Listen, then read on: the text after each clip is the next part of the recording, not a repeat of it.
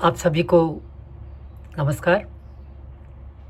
और मैंने ये देखा है कि जब मैं अपनी बचपन की कुछ यादगार चीज़ें या किस्से आपको सुनाता हूँ, तो कुछ लोगों की प्रतिक्रिया भी मुझे मिलती है। मुझे बहुत अच्छा लगता है।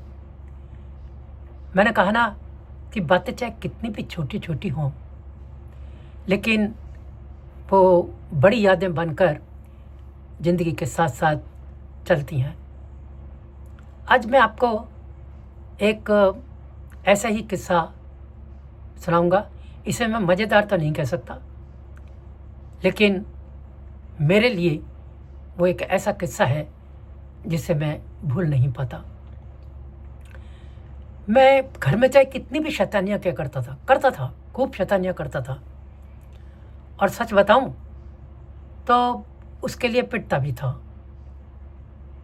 ज़्यादातर जो दंगे मैं मचाता रहता था, और कई कई बार तो मैं ऐसे अ, करतब करता था कि अगर कोई चाहे नहीं तब भी गुस्सा हो, और मम्मी गुस्सा होती थी और मुझे उनकी सुननी भी पड़ती थी और कभी-कभी पिटाई भी खानी पड़ती थी। घर में मैं ये सब कुछ कर लेता था, लेकिन स्कूल में मैं बहुत ही शराफ़त से रहता था। और सच बताऊँ तो टीचर से डरता भी बहुत था। पूरी तैयारी से मैं स्कूल जाता था, और मेरा एक नियम ये था कि मैं बिल्कुल समय पर स्कूल पहुँचूँ।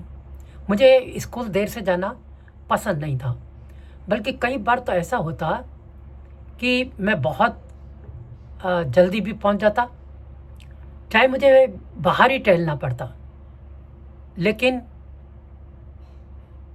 मैं वहाँ जाता, घूमता रहता, दरवाज़ा खुलने का इंतज़ार करता, और जैसे ही दरवाज़ा खुलता चला जाता और अपनी क्लास में बैठ जाता।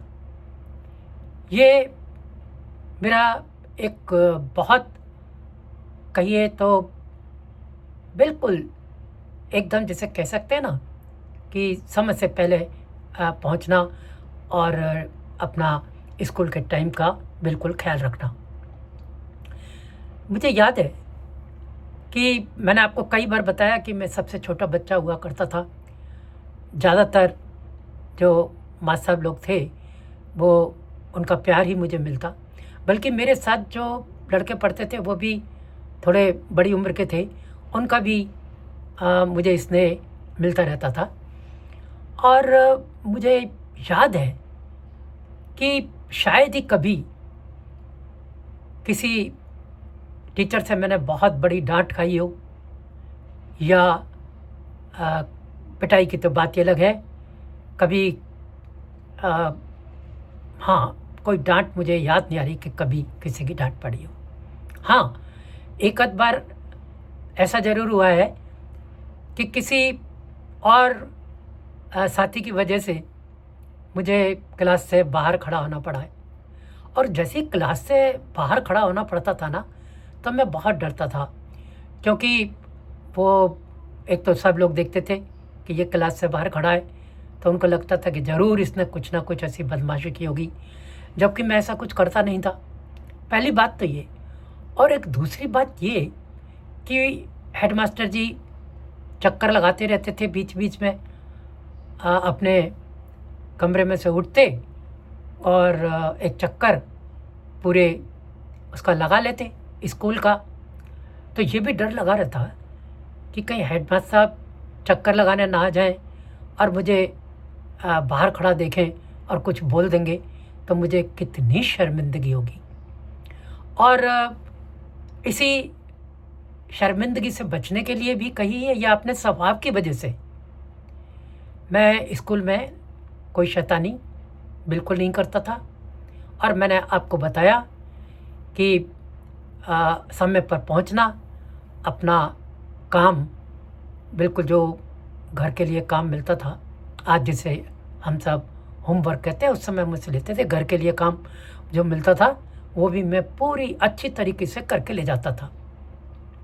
टीचर्स का मुझे प्यार मिलता, और ये मेरे लिए एक बहुत बड़ी बात थी।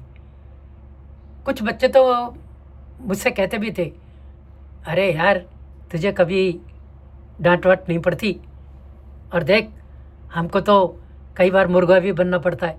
और वो मुर्गा सच्ची बनते थे।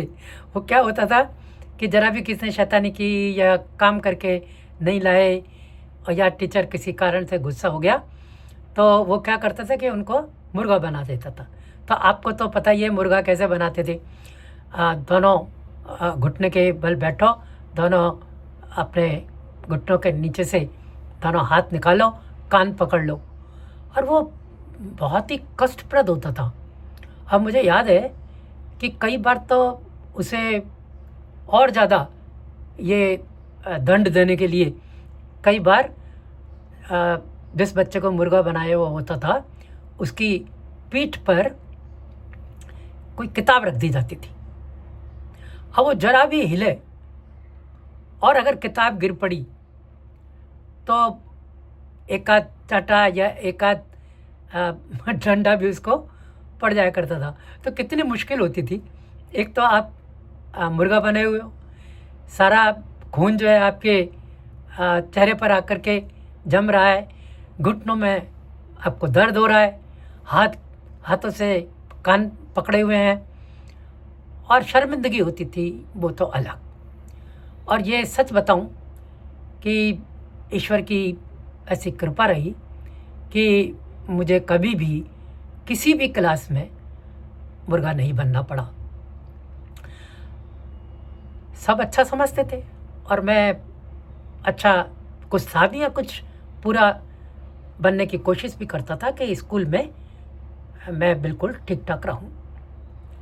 अब एक दिन कुछ ऐसा हुआ कि मैं घर से निकला और स्कूल के लिए थोड़ा जल्दी निकला, और रास्ते में मैं जब चलता हुआ आ रहा था तो एक जगह कुछ भीड़ लगी हुई थी, और उससे थोड़ा रास्ता भी रुका हुआ था, और मुझे थोड़ी उत्सुकता भी हुई कि इतनी सारी भीड़ क्यों लगी है।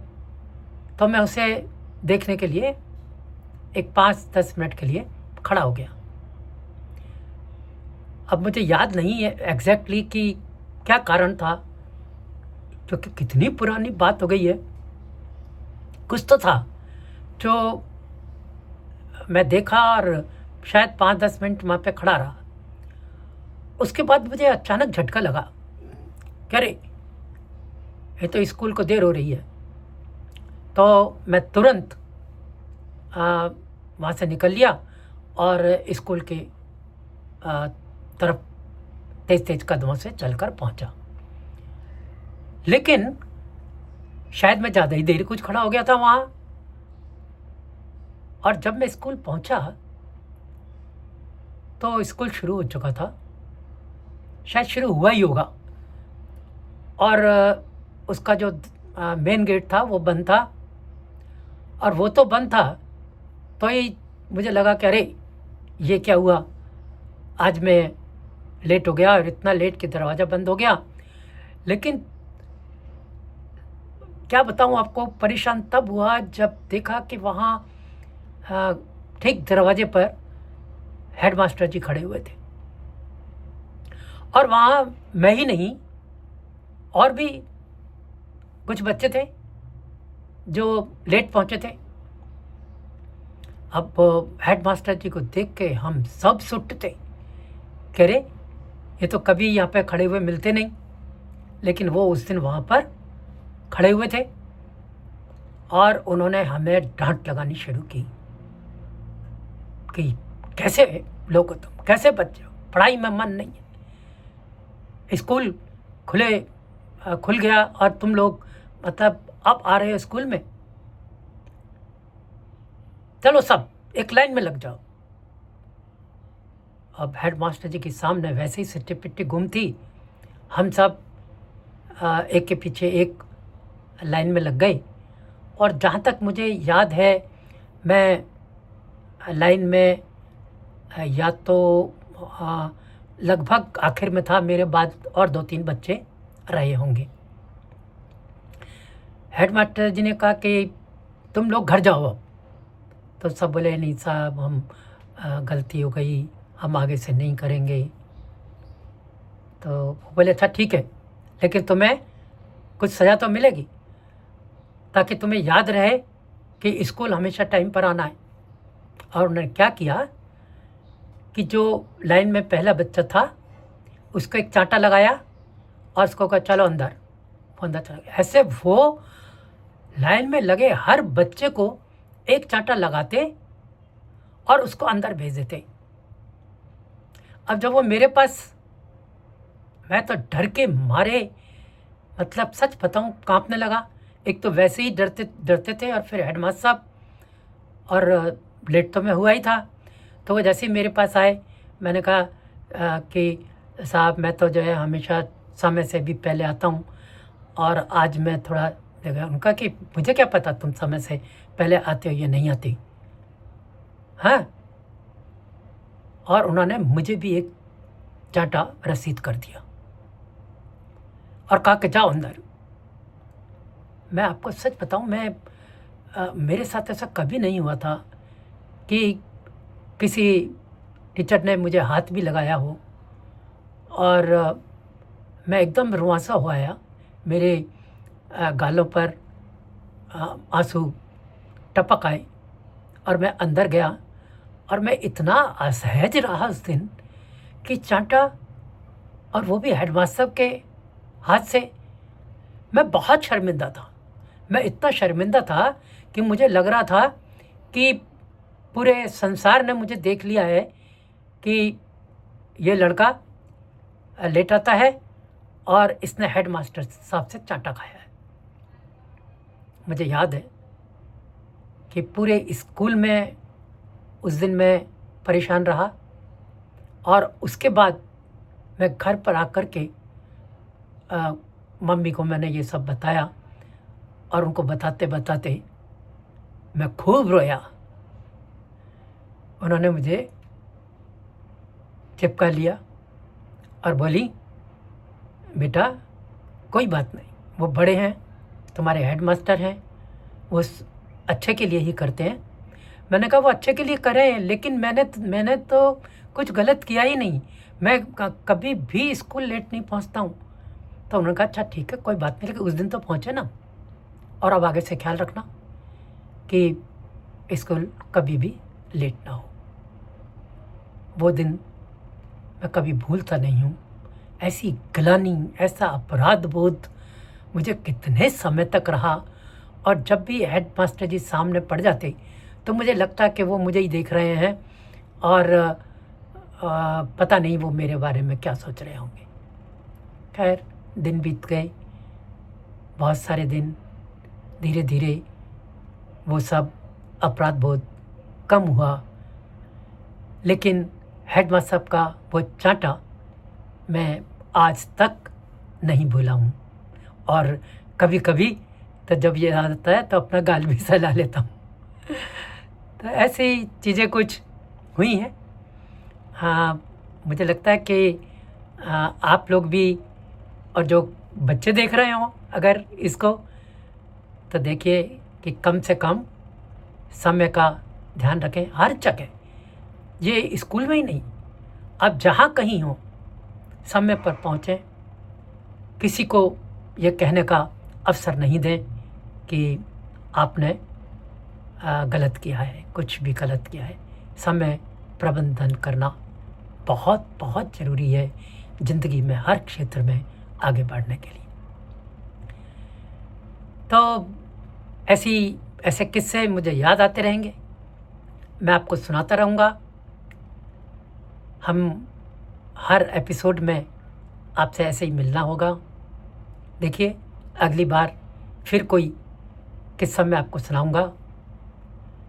तब तक के लिए आपको नमस्कार। देखते रहिए छोटी बातें बड़ी यादें। और हाँ, सब्सक्राइब करना मत भूलिए। ठीक है, तो फिर मिलते हैं अगली बार। बाय।